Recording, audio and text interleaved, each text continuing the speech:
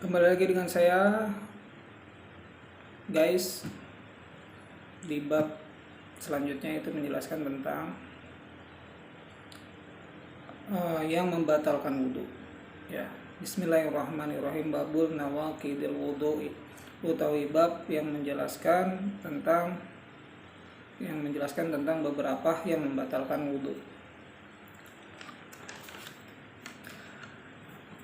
Nawaqiduhu arba'atun al-awalu khuruju syai'in minal qubuli awid duburi ila manin syakhsin wa kharijal minhu awalan marratin. Utawi pirang-pirang kang ngebatalaken atau utawi beberapa atau tiap-tiap yang membatalkan wudhu. Arba'atun itu ada 4. Al-awalu khuruju syai'in minal qubuli, utawi yang awal itu keluar sesuatu daripada kubul. Awid duburi atau dubur. Kalau kubul itu adalah penis ataupun tempat keluarnya air kencing atau air seni kita. Kalau dubur itu ialah tempat kita membuang air besar. Nah, itu maksudnya lubangnya itu. Apabila keluar dari kubul dan dubur, maka itu hukumnya batal. Ila maniyin, terkecuali air mani, sperma. Maniya syakhsin kharijal minhu awalam maroten, artinya maninya orang suwiji atau maninya seseorang yang keluar dari kubul awalam marotin, di dalam yaitu awalnya rembahan, awal keluarnya itu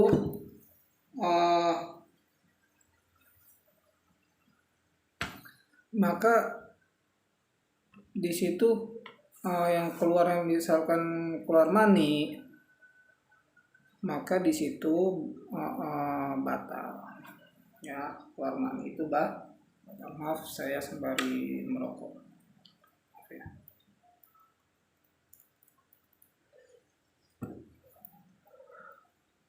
Sebenarnya seperti apa sih hukum rokok? Haram apakah halal? Sebenarnya bisa saya jelaskan bahwa hukum rokok itu sebenarnya makruh. Pada dasarnya ialah makruh. Tidak ada yang ulama fikih yang mengharamkan, terkecuali ulama ahli tasawuf atau ulama ahli sufi, baru yang mengharamkan rokok. Sebenarnya pada dasarnya hukum rokok ialah makruh. Itu ada di dalam kitab Fathul Mu'in. Ya, tapi tidak ada yang menjelaskan bahwa hukum rokok itu ialah sunnah. Tidak ada. Hanya hukumnya pada dasarnya yang paling sahih ialah pendapat hukumnya makruh. Nanti saya akan jelaskan di kitab Fathul Mu'in. Kita bahas kitab Fathul Mu'in. Sampai mana tadi? Sampai keluar mani ya.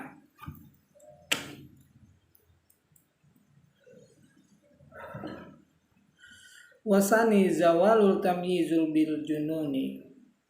Yang kedua itu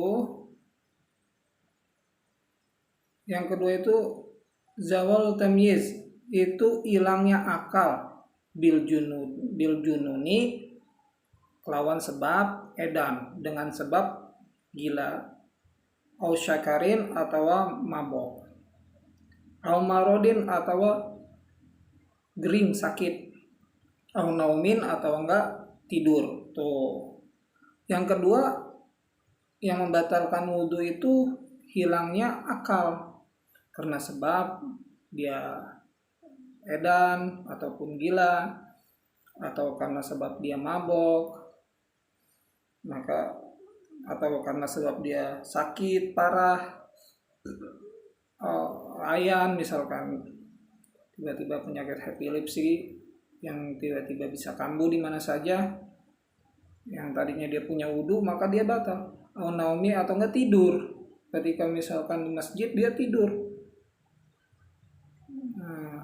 maka itu batal, terkecuali tidurnya itu iman nama mumakinan, ilamiman nama mumakinan maqadahu min maqorihi, terkecuali dari orang yang tidur tersebut, ya, dari wong kang turu, ya wong orang yang tidur tersebut mumakinan halnya netepi maqadahu di tempat duduknya orang tersebut, min maqorihi dari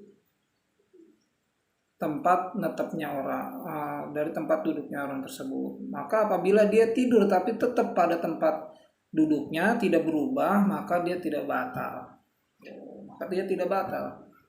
Artinya yang penting dia tidak mengangkat, tidak dalam keadaan tidur seperti selayaknya orang tidur. Maka apabila dia tidur di posisi seperti tetap menetap pada tempat duduknya, artinya tidur sembari duduk, tidak berubah, maka dia tidak batal wudunya.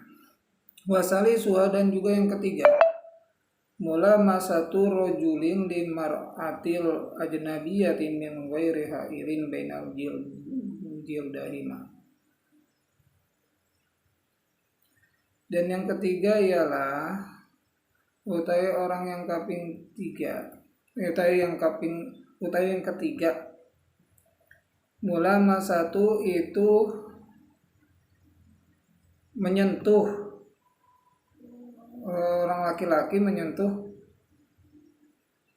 perempuan, ila ajnabiyatin, perempuan yang selain daripada min ghairiha, perempuan lain yang bukan mahram lah, min ghairiha ilin, tanpa, artinya tidak ada aling-aling ataupun tidak ada penutup bainal jildaihima, tidak ada penutup kulit atau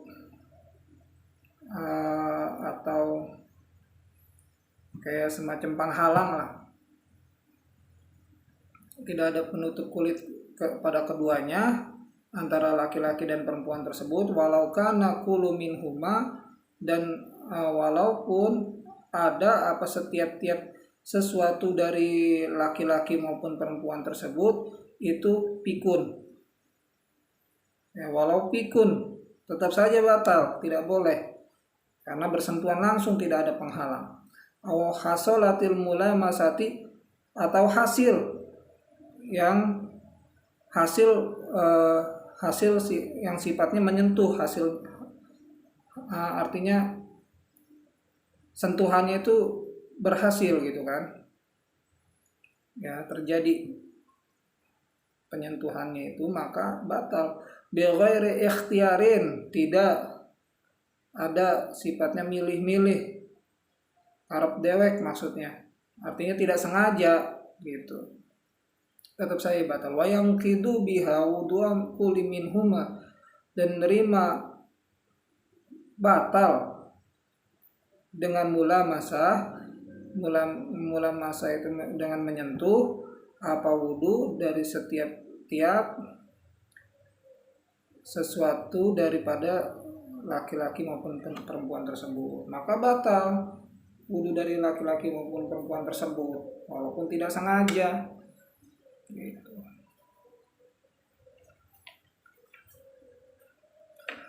Ar-rabi'um musul kubulil adami, dan yang keempatnya itu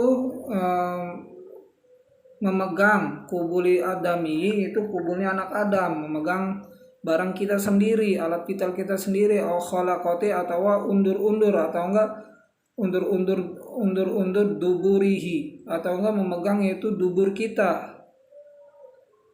sendiri, bibatni, dengan yaitu jeronya, dengan yaitu telapak bibatnil kafi, dengan yaitu telapak tangan kita, bila hailin, dengan tanpa aling-aling. Walau ma'a sahwin awil iqra'ihi, walau lawan senajan serta lali apa menyentuh atau dipaksa, walaupun itu lupa sifatnya atau enggak karena kepaksa gitu, itu tetap saja haram kita menyentuh kubul kita, ya alat vital kita atau enggak dubur kita dengan telapak tangan kita tanpa sama sekali halang-halang.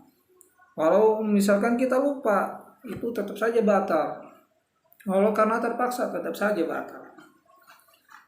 Wa yang qidu bihi wudu masih faqat ila in kana al-masu baina rajulin wa untha ajnabiyatin. Wa yang taqidu bihi wudu'ahuma kama sabaqa. Wa yang kudu dan nerima bubar atau batal bihi dengan itu ngedemek atau menyentuh wudu'ul masih, wudunya orang yang memegang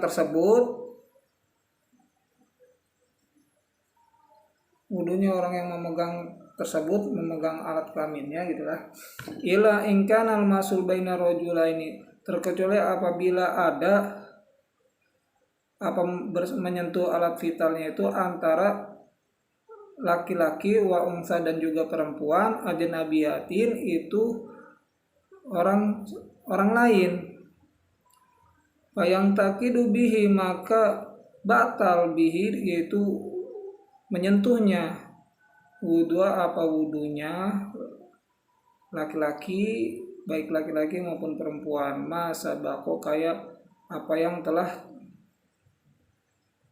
terdahulu, ya barang apa yang telah terdahulu pembahasannya, maka batal apabila laki-laki itu menyentuh alat vitalnya perempuan atau alat vital sendiri maupun apalagi alat vital perempuan ajnabiyin yang bukan mahram, atau enggak si perempuan itu menyentuh yaitu alat vital laki-laki yang bukan mahram, walaupun niatnya misalkan itu anak itu belum balik, misalkan masih kecil, tapi tetap saja batal, ya hukumnya tetap saja batal, haram.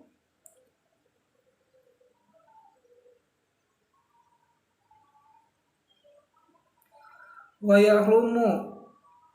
yahrumu bil hadasil asgori sholatu wa tawafu wal mashul mushafi hatta kishihi. Wa yahrumu dan haram bil hadasi dengan sebab hadas, asgori yang kecil, as-sholatu apa sholat, wa tawafu dan juga tawaf, wa masul mushafi dan juga memegang mushaf, hatta kishihi sehingga ngantongi Quran, atau enggak apabila Quran itu dikantongi, dimasuki plastik atau enggak dimasukin ke tas, maka itu tidak batal, tidak haram. Tapi apabila dipegang tanpa berwudu, ya mushaf itu dipegang langsung, maka batal. Wa sudduqihi dan juga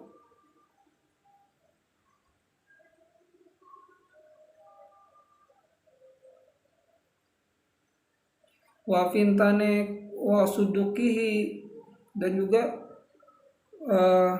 tasnya Quran, madama fihima selaginya tetap ya Quran itu di dalam kantong atau tas Quran, kantong Quran tersebut fihima ada panti, artinya ada cangkingannya, ada pegangannya, maka tidak haram itu. Wa yahilu qalbu warakil mushafi, dan halal atau wenang qalbu warakil mushafi apa ngebolak-baliknya kertas Quran bil audin dengan yaitu kayu atau dengan pituduh. Kalau ngebolak-baliknya kita belum punya wudu misalkan, tapi kita pengen ngelihat ayat-ayat Quran murojaah misalkan, tapi karena kita dalam perjalanan nggak punya wudu, ya musafir, karena belum menemukan tempat wudhu, maka kita boleh sembari memegang, melihat Quran, sembari dibolak-balik dengan dituduh dengan yaitu kayu kecil misalkan, boleh. Selayaknya orang yang sedang mengajar anak kecil biasanya pakai pituduh kan, kayak kayu gitu. Wa ini fasolat, dan terkecuali apabila misah warakatul khumilat alaihi, apa kertas Quran dan juga dibawa ya kertas alaihi ing atas kayu, atau di bawah sifatnya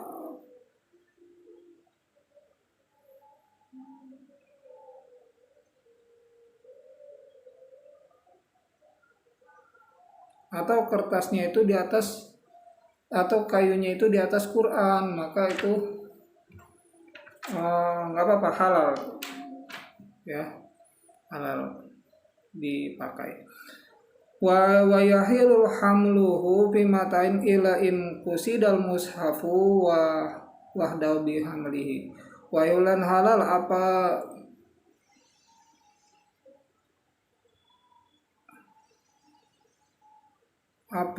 melakukan dan halal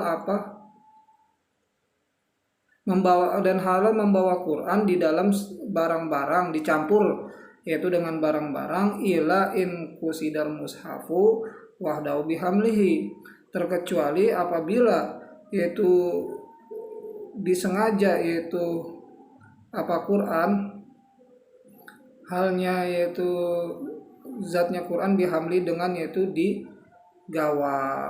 Artinya boleh yaitu membawa Quran di dalam barang-barang, terkecuali Quran itu dipisah, maksudnya dipisah yang mushaf itu dengan yaitu tasnya, atau membawanya dipisah. Kalau misalkan barang-barang, baju segala macam di tas belakang, misalkan Quran dipisah di tas sendiri, misalkan dibawa di bagian depan gitu. Bahwa yahilul hamlu tafsiri ingkana aktsara minal Quran yakinan, dan juga halal apa membawa tafsir Quran yang ada terjemahnya, ingkana aktsara minal Quran, apabila ada ya tafsir tersebut itu lebih banyak daripada Quran, yakinan halnya yakin. Wala yamnaul sobiyan, dan tidak ada dicegah dan tidak boleh dicegah siapa bocah kecil, mumayizun yang sudah pintar, in masil musafi daripada memegang Quran, wa hamlihil lihajatil ta'lim, dan juga boleh membawa Quran karena butuh kata limi, kayak butuh untuk ngaji. Boleh aja anak kecil membawa Quran karena tujuannya untuk taklim walaupun belum wudu, boleh saja karena kan belum balik gitu kan. Faslun nanti akan menjelaskan tentang bab istinja di pertemuan yang akan datang. Wabillahi taufiq wal hidayah. Assalamualaikum warahmatullahi wabarakatuh.